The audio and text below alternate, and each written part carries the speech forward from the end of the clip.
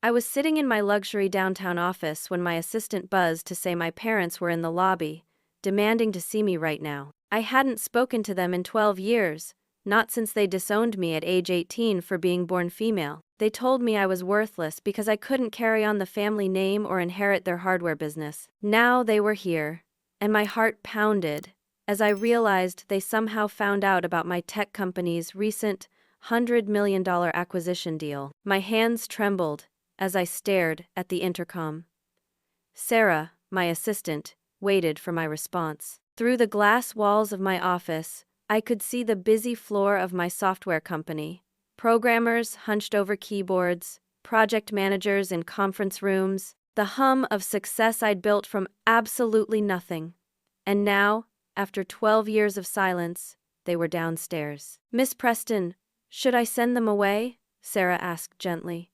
She knew bits of my history, enough to understand why this was complicated. I took a deep breath. Running away had never been my style. That was why I'd survived being thrown out at 18 with $200 in a duffel bag. That was why I'd worked 3 jobs while attending community college, why I'd taught myself to code in a public library, why I'd launched my first app from a studio apartment I shared with 2 roommates. I didn't run. "Send them up," I said. 5 minutes later, my office door opened. My father, Gerald, walked in first. He was 62 now, his hair completely gray, his shoulders slightly stooped. My mother, Patricia, followed. She'd gained weight, her face lined with wrinkles I didn't remember. They both looked tired, worn down by life in a way that gave me a strange, unwanted pang of sympathy. "Mabel," my father said, his voice uncertain. "Gerald. Patricia." I didn't call them Mom and Dad. Those words had died 12 years ago when they told me to get out of their house and never come back. I gestured to the chairs across from my desk. "Sit." Saturday, Patricia's eyes swept across my office, taking in the expensive furniture, the view of the city skyline, the awards on my shelves. I saw something flicker across her face. Resentment, maybe. Or regret.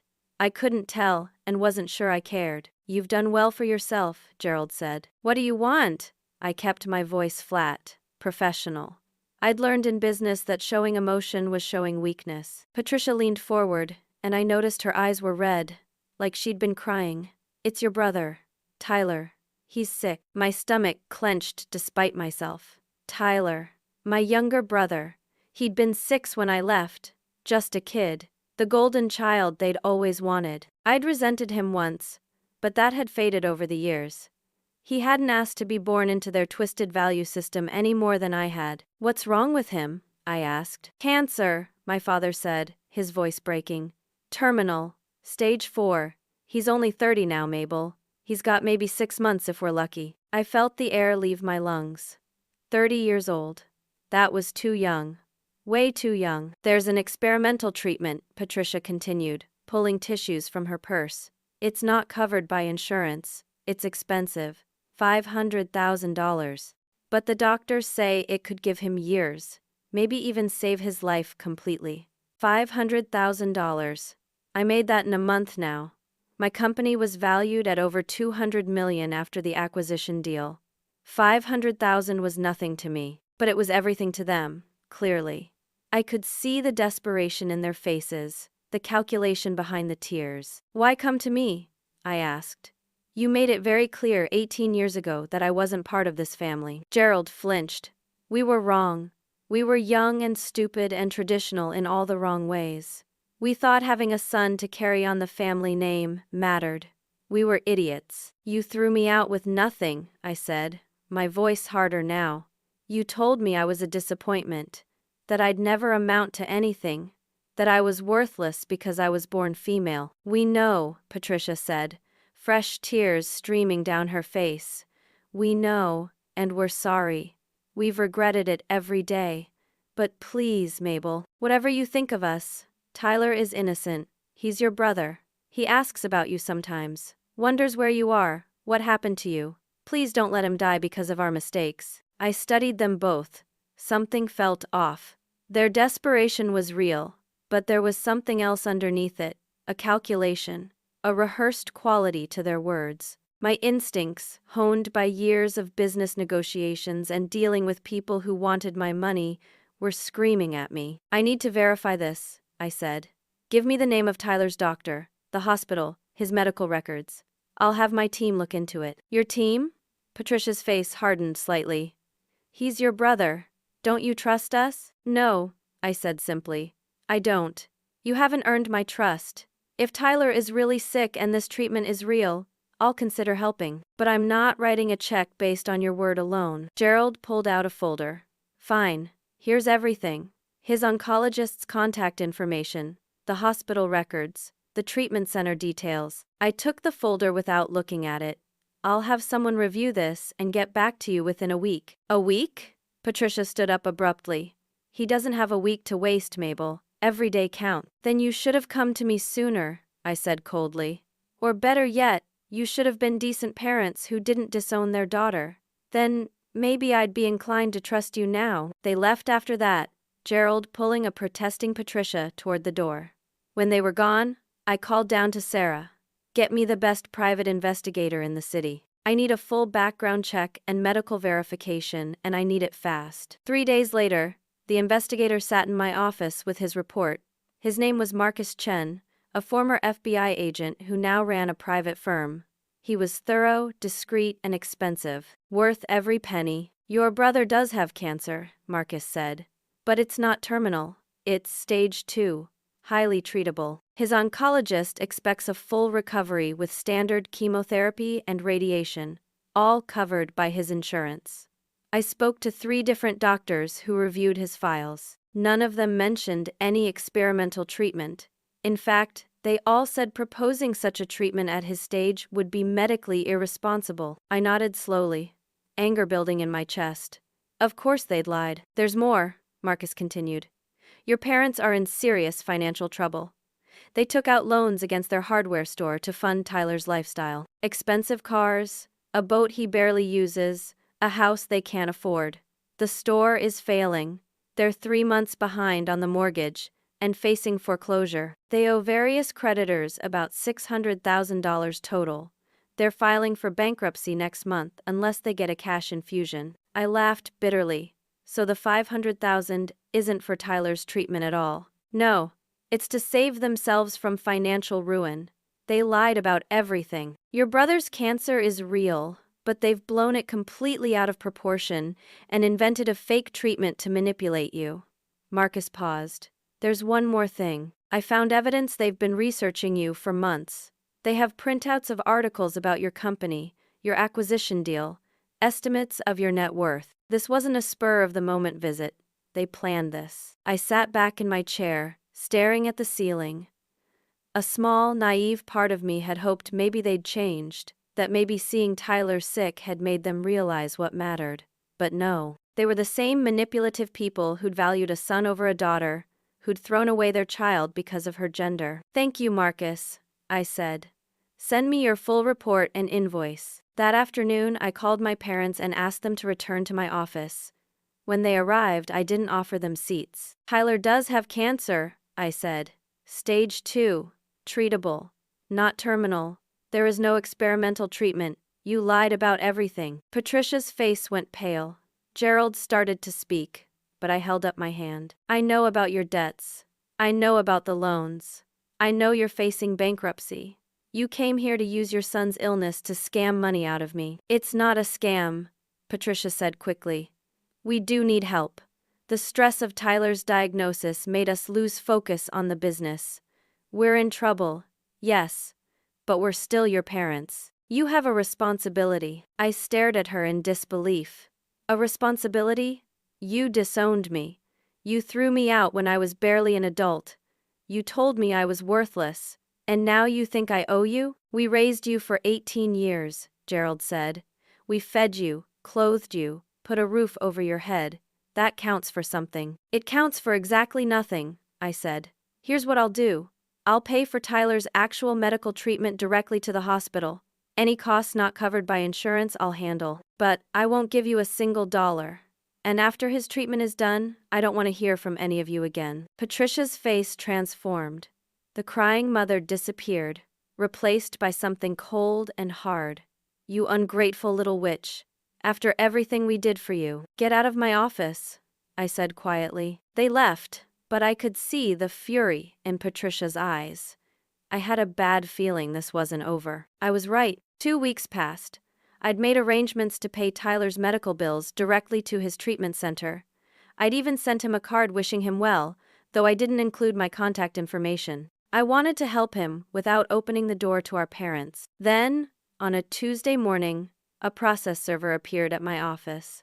I'd been served with a lawsuit. My parents were suing me for financial elder abuse and abandonment. I called my attorney immediately. Laura Brennan was one of the best family law attorneys in the state, a woman in her 50s with steel gray hair and a reputation for being absolutely ruthless in court. This is absurd, Laura said after reviewing the papers. They're claiming you have a legal obligation to support them financially under filial responsibility laws. Those exist? I asked, shocked. In some states, yes. Old laws that are rarely enforced.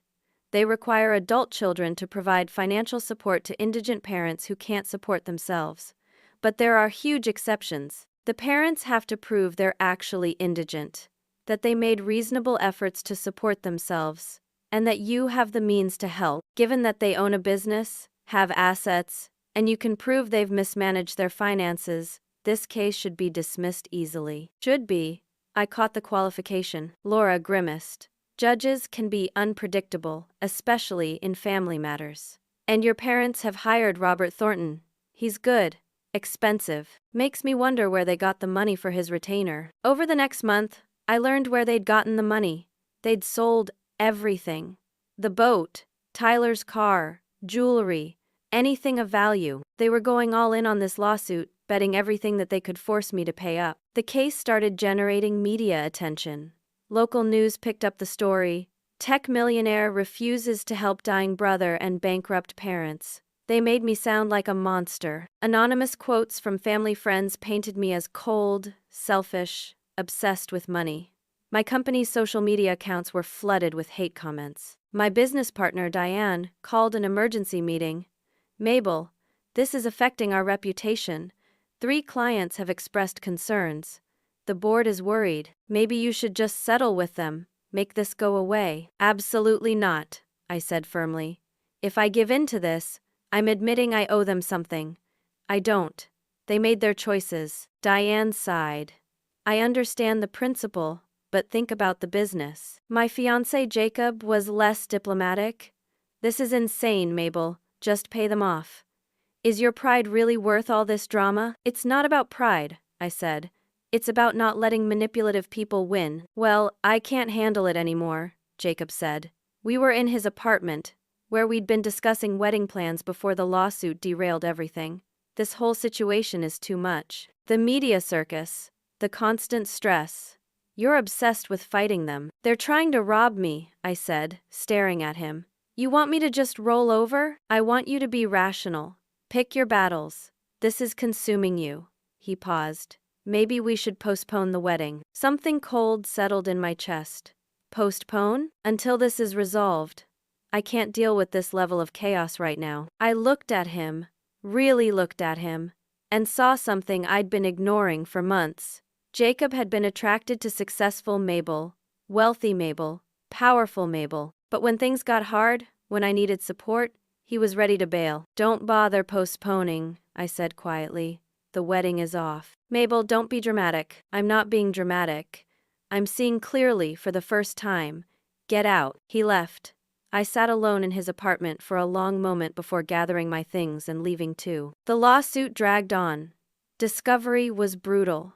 I had to turn over financial records, sit for depositions, watch my parents lie under oath about their relationship with me. They painted a picture of a loving family torn apart by my ambition and greed.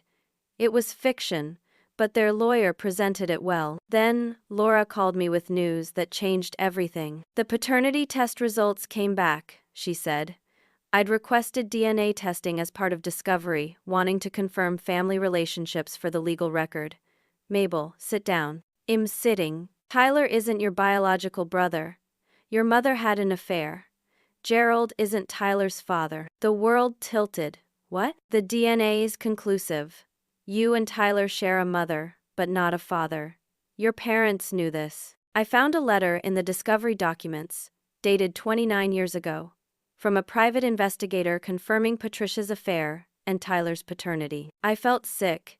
Gerald knew Tyler wasn't his son, but he accepted him anyway. It appears so, and it explains a lot, doesn't it?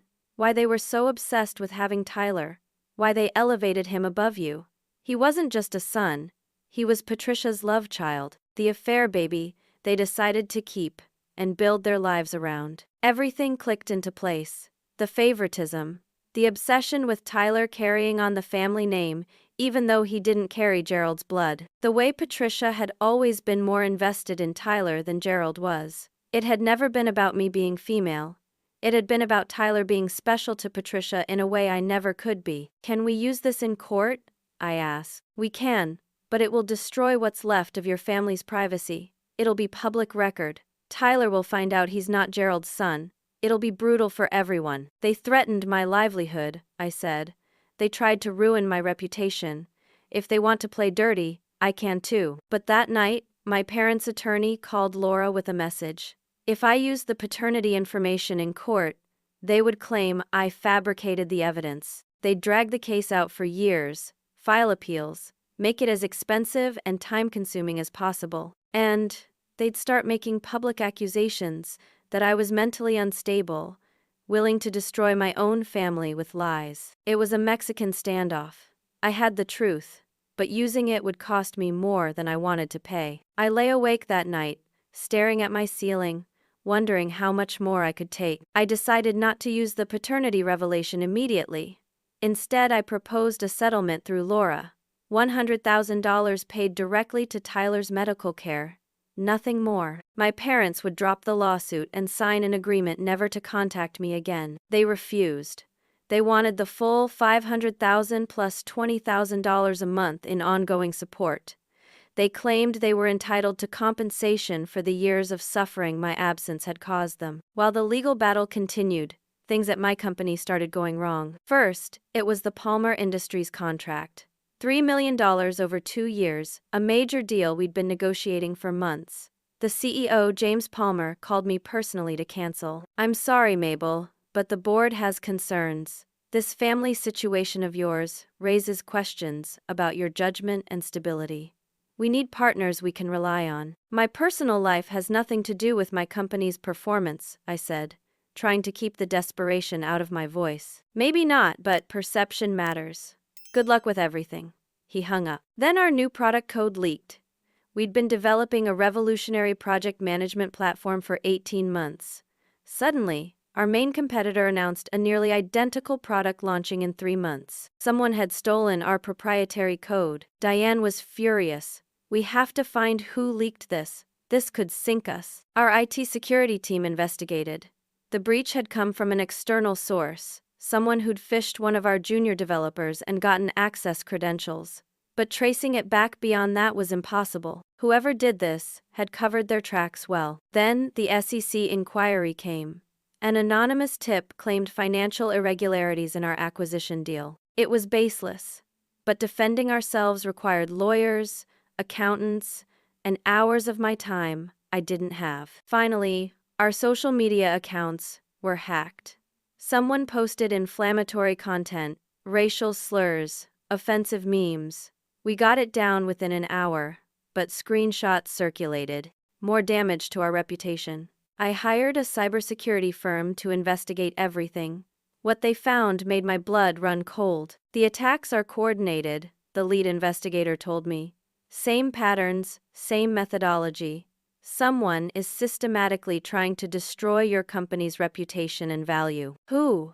We traced some of the social media hacking back to an IP address registered to a Gerald Preston. My father. He was sabotaging my business. But it got worse. The investigator kept digging and found more. My father had been contacting my business associates, clients, and investors personally. He'd been calling them, emailing them, showing up at their offices. He told them I was mentally unstable, that I'd stolen my business idea from him, that I was under investigation for fraud. Some people dismissed him as a crazy old man, but others, like James Palmer, had listened. He's claiming you stole the concept for your software from his hardware store's inventory system, the investigator said. It's completely fabricated, but he's convincing when he tells it. He presents himself as a concerned father, worried about his troubled daughter. I felt violated. They weren't just suing me. They were actively trying to destroy everything I'd built. My mental health started to crack. I wasn't sleeping. I'd lost 15 pounds. I'd have panic attacks in the middle of meetings. My hands would shake so badly I couldn't type. I started seeing a therapist twice a week just to function. Friends started distancing themselves. The constant drama was too much. I didn't blame them. I could barely stand to be around myself. The only bright spot was my relationship with Diane, who stayed loyal even as the company struggled. "We'll get through this," she kept saying. "You're strong enough." I wanted to believe her. Then came the final betrayal. Laura called me into her office, her face grim. "Tyler filed a declaration in support of your parents' lawsuit." "What?" I felt the room spin. "He claims you were always cruel to him as a child, that you resented him, bullied him, even physically hurt him on multiple occasions. He says you threatened him, told him you wished he'd never been born. He's painting you as an abusive older sister who abandoned the family out of spite, not because of any mistreatment." "That's all lies," I whispered. "I barely interacted with Tyler when we were kids. I was busy with school and work. I never hurt him. Never." "I know. But he's dying of cancer, Mabel. Or at least, that's what the court thinks. He looks sympathetic, fragile. His testimony could sway the judge." I read Tyler's declaration with shaking hands. It was detailed, specific, full of incidents that never happened. A time I supposedly pushed him down the stairs when he was 5. A time I supposedly locked him in a closet for hours. A time I supposedly told him I hated him and wished he'd die. All lies. Elaborate, convincing lies. "They got to him," I said. "Patricia and Gerald convinced him to do this." "Can you prove that?" "No, but I know my brother. Or I thought I did. He wouldn't make this up on his own." Laura nodded. "We'll fight it. We'll put you on the stand, have you tell your version. But Mabel, this makes things harder. Much harder." That night, I sat in my empty apartment and cried for the first time in years. Not quiet tears, but huge, gasping sobs that shook my entire body. Tyler's betrayal hurt worse than anything my parents had done. I'd thought he was innocent in all this, just a kid caught up in their dysfunction. But he was just like them, willing to lie, to destroy me, to get what he wanted. I was utterly alone. I threw myself into fighting back. If they wanted war, I'd give them war. Laura filed a countersuit for defamation and harassment. We prepared to expose everything in court. Their lies, their manipulation, their coordinated campaign to destroy me. I thought I'd hit rock bottom. I was wrong. I woke up one Tuesday morning to pounding on my door. I stumbled out of bed, still in my pajamas, and opened it to find 2 police officers. "Mabel Preston?" one asked. "Yes." "You're under arrest for battery." "What?" "There must be a mistake." They handcuffed me while I was still trying to process what was happening. My neighbors stared as I was let out in handcuffs. The charge: I'd allegedly attacked my mother outside the courthouse the previous afternoon, hitting her, tearing her clothes, and threatening her life. At the police station, I kept insisting it was impossible. I was in my office all afternoon. I have witnesses, security footage, proof I was nowhere near the courthouse. "That'll be for the lawyers to sort out," the detective said. "Your mother has bruises, torn clothing, and a witness who saw the whole thing." I spent 6 hours in custody before Laura arrived and got me released on bail. By then, my mugshot was everywhere. The media went wild. Tech CEO arrested for assaulting elderly mother. "This is a setup," I told Laura in her office after I was released. I wasn't anywhere near the courthouse. "I know. I'm already pulling security footage from your building. We'll prove you were at work." It took 2 days, but Laura found footage from 3 different cameras showing me in my office during the time of the alleged attack. She also found footage from a camera near the courthouse showing Patricia with an unknown man, both walking toward an alley. Minutes later, Patricia emerged with her clothes torn and bruises forming. "She staged it," Laura said. "She had someone rough her up, then claimed it was you. The witness is probably someone they paid. We turned everything over to the police. The charges against me were dropped within a week. But the damage was catastrophic. My company's board called an emergency meeting. "Mabel, we need to discuss your position," the chairman said. "The investors are spooked. The arrest, even though you were cleared, has created a perception problem." "I was framed," I said. "The police know that. The charges were dropped." "We understand. But perception is reality in business. We need you to step back for a while. Take a leave of absence until this family situation is resolved." "You're removing me from my own company?" "Not permanently, just temporarily. Diane will serve as acting CEO." I looked at Diane, who wouldn't meet my eyes. She'd voted for this. My best friend had voted to push me out. I left the meeting and went home. That night, I got drunk for the first time in years. I sat on my balcony, watching the city lights blur through my tears, and wondered if I should just give up, pay them what they wanted, make it all stop. The SEC investigation intensified. With the arrest on my record, even though the charges were dropped, they assumed there must be something criminal about me. They expanded their inquiry, demanding more records, more interviews. Major investors started pulling out. 3 venture capital firms withdrew their support from our next funding round. Our company's valuation dropped by 40% in 2 weeks. I lost more friends. People who'd been close to me for years suddenly didn't return my calls. I was toxic, a liability, someone to avoid. I thought that was the worst it could get. Then I received a message from Patricia's lawyer. They had copies of my therapy records from when I was 19. The sessions I'd had after they disowned me, when I was struggling with depression and had briefly considered suicide. They'd somehow obtained those confidential records, probably through illegal means, but they had them. They threatened to release them publicly, unless I dropped all charges against Patricia for the false police report and gave them the $500,000. They'd use the therapy records to paint me as mentally unstable, dangerous, someone who'd been suicidal and violent. They'd twist my darkest, most vulnerable moments into weapons against me. But there was more. They'd also obtained text messages between me and Jacob from when we were together. Messages where I'd vented about my family, said dark things about wishing I'd never been born, wishing they'd disappear from my life. Out of context, these messages could be interpreted as threat. Their lawyer laid it out clearly. If I continued fighting, they'd petition to have me involuntarily committed for psychiatric evaluation. They'd claim I was a danger to myself and others, use my old therapy records and recent behavior as evidence. They'd argue the arrest, the erratic business decisions, the paranoid accusations against them were all signs of a mental breakdown. And if they succeeded in getting me committed, even temporarily, they'd petition for conservatorship. They'd claim I was incompetent to manage my own affairs. And if they got conservatorship, they'd control everything. My money, my company, my entire life. "They've been planning this all along," Laura said when I showed her the message. "Every step was designed to either break you down or create evidence of instability. The lawsuit, the business sabotage, the false arrest, it all builds a narrative of a woman spiraling out of control. Can they really get me committed?" Laura hesitated. "It's hard, but not impossible. With the right judge and the right psychiatrist willing to testify, they could get a temporary hold. 72 hours maybe. And during that time they could file for emergency conservatorship.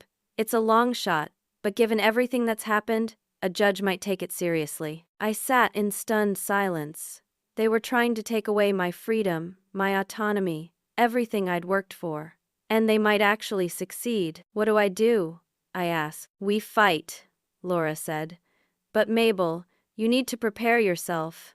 This could get much worse before it gets better." I didn't think worse was possible, but I was about to find out how wrong I was. I spent the next week in a fog. I couldn't sleep, could barely eat.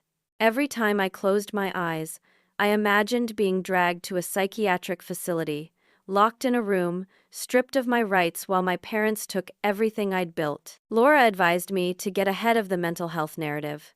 I saw 3 different psychiatrists, all highly respected in their fields, and got comprehensive evaluations. All 3 concluded I was mentally healthy, dealing with extraordinary stress from family conflict but showing no signs of psychosis, suicidal ideation, or danger to others. I also retrieved my complete therapy records legally and had my old therapist, Dr. Sandra Wu, write a declaration. She explained that my sessions at 19 had been about processing family trauma, that I'd never been a danger to anyone, and that I'd successfully completed treatment years ago. But I still felt trapped.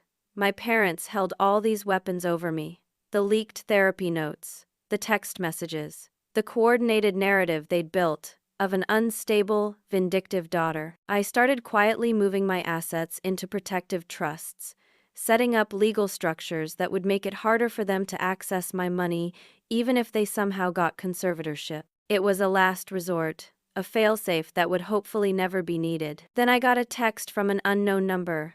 "We need to talk. Meet me at Riverside Park, North Entrance, tomorrow at 2. Come alone. Tyler." I showed it to Laura. She immediately said no.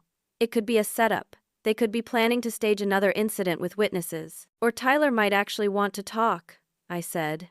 Maybe he's having second thoughts. It's too risky. But I went anyway. I arrived at the park early and waited by the fountain. At exactly 2, Tyler appeared. He looked terrible. Thinner than I remembered, pale, wearing a baseball cap that covered his thinning hair from chemotherapy. He was 24 now, but looked older, worn down by the cancer and treatment. "I wasn't sure you'd come," he said, sitting beside me on the bench. I almost didn't. I studied his face, looking for signs of deception. "Is this a setup?" "No, I came alone. I turned off my phone so they couldn't track me." He was silent for a moment. "I wanted to apologize. For lying about me in your declaration?" He winced. "Yeah. And for everything. I know what they're doing to you. I knew from the beginning that the $500,000 wasn't for my treatment. Mom told me the truth eventually, figured I'd be more convincing if I knew the real stakes. And you went along with it." "I did. I'm not proud of it. I thought maybe you owed them something for raising us. I didn't understand how bad things had been for you." He pulled out his phone, showed me a screenshot. "I found this a few days ago. Mom didn't know I could access her cloud storage." It was an email chain between Patricia and Gerald, dated from 6 months ago, before they ever contacted me. They'd been planning this entire scheme, finding out about my acquisition, researching filial responsibility laws, deciding how much to demand, even discussing how to leverage Tyler's condition for maximum sympathy. One email from Patricia made me feel sick. "Tyler's cancer is actually perfect timing. We can use it to manipulate her. If she refuses, we'll destroy her reputation.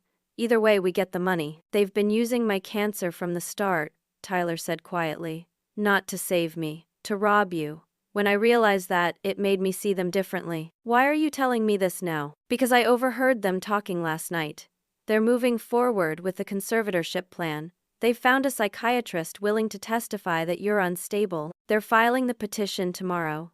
Emergency hearing in 48 hours. My blood turned to ice. 48 hours? They accelerated everything. I think they know you're planning something, so they're trying to move fast. Get control of your assets before you can protect them." He looked at me with something like pity. "I'm sorry, Mabel. I should have stood up to them from the beginning. I was weak, scared, and I let them turn me into someone who'd lie about his own sister. I wanted to yell at him, to tell him his apology meant nothing. But looking at him, sick and scared, and finally seeing our parents for what they were, I couldn't summon the anger." "Are you willing to testify? Tell the truth about what they've done?" "Yes. I'll tell them everything. The lies, the manipulation, all of it. They'll cut you off, stop supporting you emotionally and financially." "I know, but I can't keep doing this. I'm sick, not dead.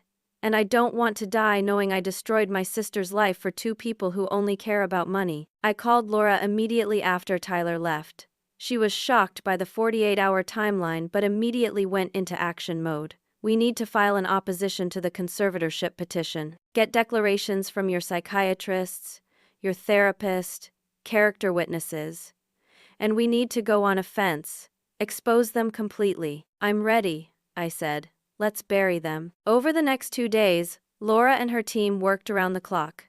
We reached out to other people my parents had wronged over the years. Gerald's sister, my Aunt Helen, who'd been cut off from the family 15 years ago, after a dispute over their mother's estate. Several cousins I'd never met who'd had bad experiences with Patricia. Old family friends who'd witnessed their manipulative behavior. The deeper we dug into my parents' past, the more ugliness we found. But the biggest discovery came from the investigator Marcus, who I'd hired again for this final push. "I found records about your grandmother," Marcus said. "Gerald's mother. She died 10 years ago in a nursing home. Before that, your parents were her caretakers and had power of attorney." "I never knew my grandmother," I said. "That's because your parents isolated her. I tracked down the staff from the nursing home. They remember your grandmother claiming Gerald and Patricia had stolen from her, forged her signature on documents, forced her to sign over her house and savings. She tried to fight back, even hired a lawyer. But Gerald and Patricia had her declared incompetent. She died penniless and alone. They did to her what they're trying to do to me." "Exactly. It's their playbook. Isolate, manipulate, gain control, take everything." "Your grandmother's old attorney still has files on the case. He's willing to testify." We built a mountain of evidence. Financial records showing my parents' pattern of fraud and exploitation. Medical records proving Tyler's cancer was never terminal. Security footage disproving Patricia's assault claim. Email evidence of their conspiracy. Testimony from family members about their history of manipulation. Laura filed everything with the court and requested that the conservatorship hearing be expanded into a full examination of my parents' credibility and actions. The hearing was set for 9 in the morning. I barely slept the night before. This was it, the moment that would determine everything. The courtroom was packed. My parents sat with their lawyer on one side. I sat with Laura on the other. Tyler sat behind me, ready to testify against them. Judge Margaret Hendricks, a woman in her 60s with steel gray hair and sharp eyes, presided. She reviewed the conservatorship petition first. "Mr. and Mrs. Preston, you're asking this court to grant you conservatorship over your daughter, claiming she's a danger to herself and cannot manage her affairs. That's an extreme measure. What's your evidence?" Their lawyer, Robert Thornton, stood. "Your Honor, Mabel Preston has exhibited increasingly erratic behavior. She's been arrested for battery, is under SEC investigation, has made wild accusations against her elderly parents, and has a documented history of mental health issues including suicidal ideation." Laura shot to her feet. "Your Honor, every single one of those claims is either false or deliberately misleading. May I present our evidence?" For the next 3 hours, Laura systematically destroyed every argument my parents had made. She showed the security footage proving I didn't assault Patricia. She presented the declarations from 3 psychiatrists, confirming my mental health. She had Dr. Wu explain that my therapy at 19 was successful treatment for a situational crisis, not evidence of ongoing mental illness. She showed the text messages in full context, making clear they were venting, not threat. Then she went on offense. "Your Honor, this conservatorship petition isn't about concern for Mabel's well-being. It's about money. The Prestons are in massive debt. They're facing bankruptcy. They've tried multiple schemes to get access to Mabel's fortune, including a lawsuit, business sabotage, and a staged assault. When all of that failed, they turned to this, trying to have her declared incompetent so they can control her assets directly." Laura presented the email evidence showing their premeditated planning. She called Tyler to the stand. Tyler's testimony was damning. He described how our parents had manipulated him, lied to him, and used his cancer as a prop in their scheme. He admitted his declaration against me had been false, written under their coaching and pressure. "They told me Mabel owed us," Tyler said, "that she was selfish for not helping family. But I realize now they never cared about helping me. They just wanted her money." My parents' lawyer tried to discredit Tyler, suggesting the cancer had affected his memory, or that I'd manipulated him. But Tyler held firm. Then Laura called Aunt Helen, who testified about my parents' history of family estrangement and financial manipulation. She called my grandmother's former attorney, who explained how Gerald and Patricia had exploited an elderly woman and stolen her estate. The evidence kept piling up: financial records, witness testimony, documentary proof of lies and manipulation spanning decades. Finally, Laura called Gerald to the stand. He looked old and tired as he sat in the witness box. Laura's questioning was methodical, precise, forcing him to confront each lie, each manipulation, each cruel act. Mr. Preston, did you tell your daughter she was worthless because she was female? We were traditional. We wanted a son to carry on the name. Did you disown her at 18 and force her to leave with nothing? She chose to leave. That's not what she says. Did you, or did you not tell her she was no longer welcome in your home? Silence. Mr. Preston, did you and your wife deliberately exaggerate your son's cancer diagnosis to manipulate Mabel into giving you money? Tyler is sick. We need help. That's not an answer. Did you lie about experimental treatment that doesn't exist? More silent. Did you contact Mabel's business associates and spread lies about her? I was concerned about her mental state. By telling her clients she'd stolen business ideas from you, which is completely false. Gerald's composure started cracking. We needed the money. The business is failing. We're losing everything. She has so much, and we have nothing. It's not fair. So you decided to take what she earned through lies and manipulation? She should help us. We're her parent. You disowned her. You told her she was worthless. Why should she help people who treated her with such cruelty? Gerald's voice rose. This was all Patricia's idea. She's the one who planned everything. The lawsuit, the assault, the conservatorship. She's been obsessed with getting money from Mabel since she found out about the company. I just went along with it. The courtroom erupted. Patricia shot to her feet, screaming at Gerald. You coward! You're just as guilty as I am. Don't you dare put this all on me. Judge Hendricks banged her gavel. Order? Mrs. Preston, sit down. But Patricia was beyond reason now. Years of calculated manipulation dissolved into raw fury. Fine. You want the truth? Yes, I planned it, all of it. That ungrateful little witch has hundreds of millions and won't share a dime with the people who raised her. Mrs. Preston, I'm warning you, the judge said. She deserves nothing. I never wanted a daughter. I wanted a son, and I got Tyler. She was just a burden, a disappointment from the day she was born. When we found out I was pregnant with her, Gerald wanted to celebrate. But I cried for a week. I knew she'd be worthless. The courtroom went silent. Patricia seemed to realize what she'd said, but it was too late. I hated her. I always hated her. She reminded me of every failure in my life. So yes, I wanted to take her money. I wanted to take everything from her, like she took everything from me by being born female. She ruined my life, and I wanted to ruin hers. Judge Hendricks had heard enough. Bailiff, remove Mrs. Preston from my courtroom. She's in contempt. Patricia was still screaming as the bailiffs led her away. Gerald sat in the witness box, head in his hands, crying. The judge looked at me with something like pity. Miss Preston, I've been a judge for 30 years. I've seen a lot of ugly family cases, but this is among the worst. The conservatorship petition is denied. Furthermore, I'm recommending the district attorney investigate your parents for fraud, elder abuse regarding your grandmother, filing a false police report, and perjury. She turned to my parents' lawyer. Mr. Thornton, I suggest your client seek separate counsel going forward. And Mr. Preston, you need to understand something. Your daughter owes you nothing, not legally, not morally, not in any way. You forfeited any claim to her loyalty or support when you disowned her.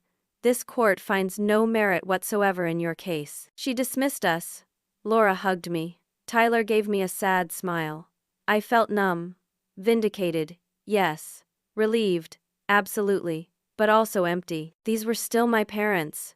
And watching them destroy themselves in court, seeing Patricia's raw hatred, hearing Gerald's cowardice, it wasn't the triumph I'd expected.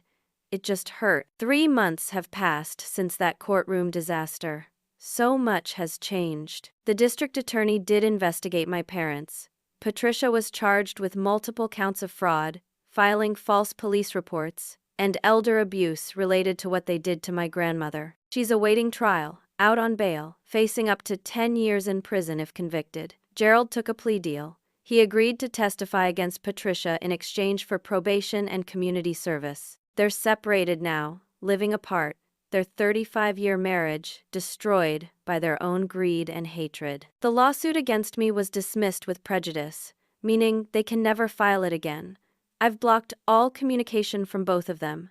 I have no interest in reconciliation. Some bridges, once burned, can't be rebuilt. Tyler completed his chemotherapy. His doctors are optimistic about his prognosis. He and I have established a cautious relationship. We meet for coffee once a month. It's awkward sometimes, but we're both trying. He's in therapy, working through his own issues with our parents. I paid his medical bills like I said I would. Not because I had to, but because he's not them. He made mistakes, but he owned them and tried to make them right. My company recovered. The SEC investigation concluded with no findings of wrongdoing. Investors came back once the legal drama ended. Diane stepped down as acting CEO, and I resumed my position. Our relationship is strained but functional. She apologized for voting to remove me, admitted she got scared, and made the wrong call. I forgave her, but things aren't quite the same. Trust, once broken, is hard to fully restore. I sold my company 6 weeks ago for $320 million, more than the original acquisition offer. Turned out all the chaos hadn't hurt the company's value as much as we'd feared. The technology was still solid, the team still talented, the market still hungry for what we'd built. I'm obscenely wealthy now, wealthier than I ever imagined being, and I've decided to use that wealth for something meaningful. I started the Preston Foundation for Financial Independence. It supports young women who've been disowned, kicked out, or cut off by their families. We provide emergency housing, education funding, job training, legal support, and counseling. Everything I wish I'd had when I was 18 and alone. Last month, we helped 32 young women. One of them, Sophie, reminds me of myself.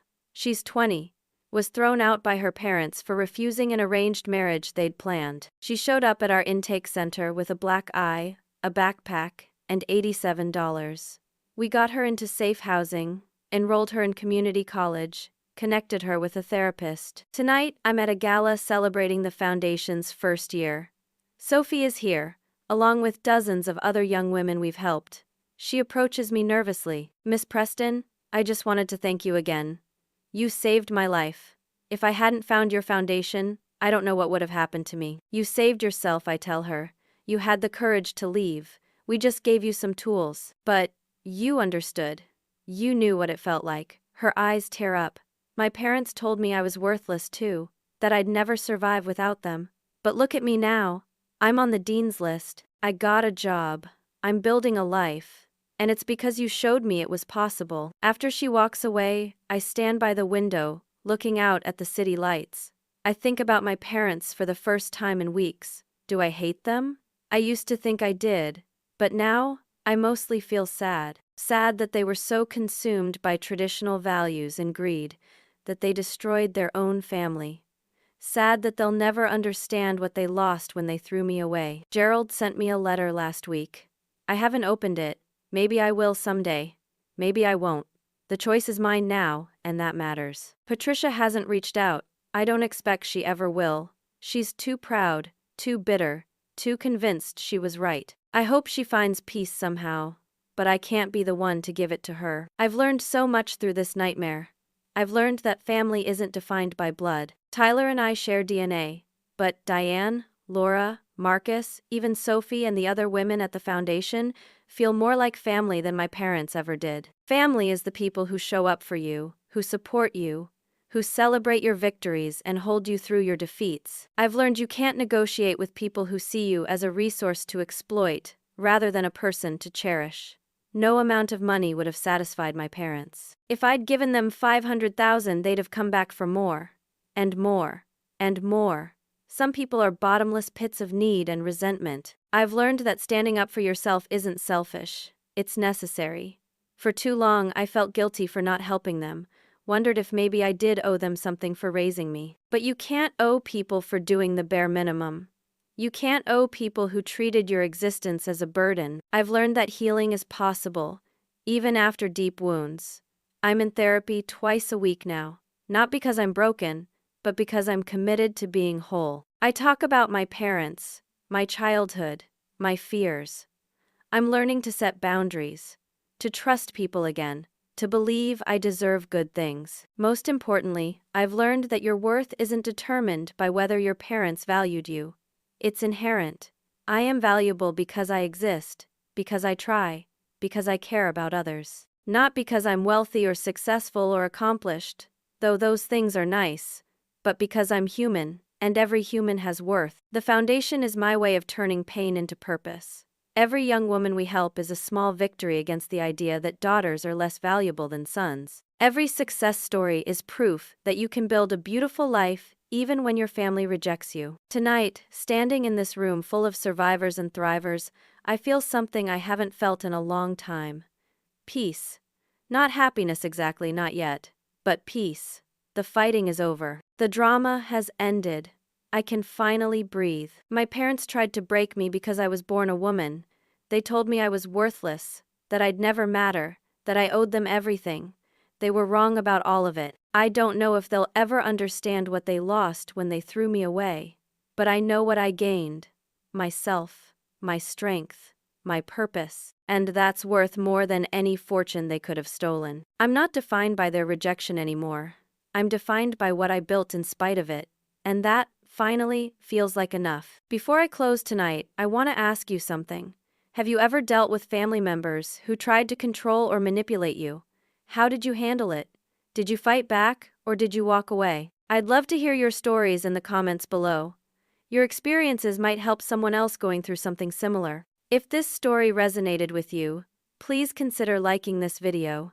It helps more people find these stories and feel less alone in their struggles. And if you want to hear more stories about overcoming family betrayal, finding strength in impossible situations, and building a life on your own terms, please subscribe to this channel. We share new stories every week. Finally, if you know someone who needs to hear this message, someone dealing with toxic family members, or struggling with feeling unworthy, please share this video with them. Sometimes knowing that someone else survived and thrived can make all the difference. Thank you for listening to my story.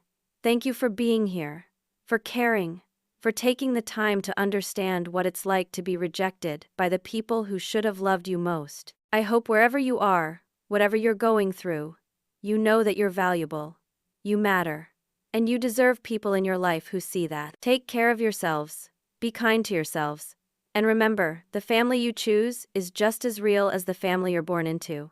Sometimes, it's even better. Until next time.